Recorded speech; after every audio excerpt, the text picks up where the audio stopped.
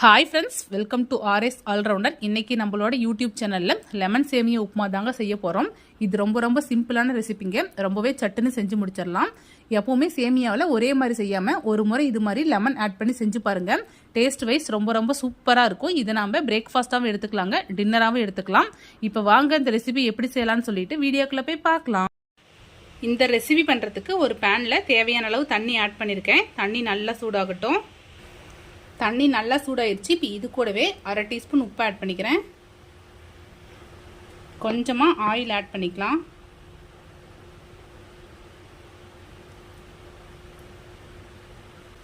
இப்போ இது கூடவே நான் ஒரு கப் அளவுக்கு வறுத்த சேமியா ஆட் பண்ணிக்கிறேன். நல்லா மிக்ஸ் பண்ணி விட்டலாம்.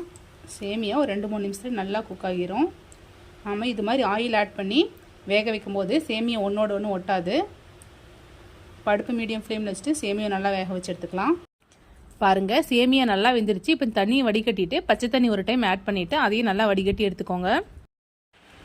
பாருங்கள், சேமியா நல்லா தண்ணி வடிகட்டி எடுத்து வச்சாச்சு. சேமியா ஒன்றோட ஒன்று ஒட்டாமல் நல்லா உதிரியாக இருக்குது. இப்போ எப்படி செய்யலாம்னு சொல்லிட்டு பார்க்கலாம். பேனில் 1.5 டீஸ்பூன் ஆயில் ஆட் பண்ணியிருக்கேன். எண்ணெய் நல்லா சூடாகட்டும்.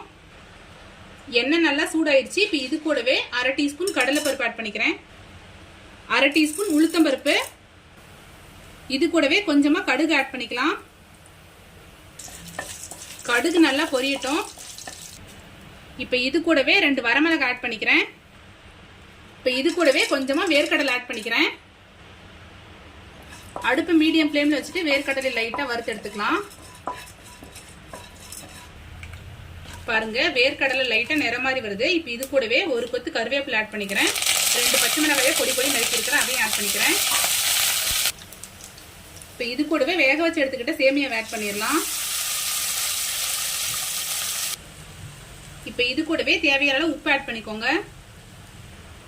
இது கூடவே 1/4 டீஸ்பூன் மஞ்சள்தூள் ஆட் பண்ணிக்கிறேன். இப்போ இதை நல்லா மிக்ஸ் பண்ணிடலாம்.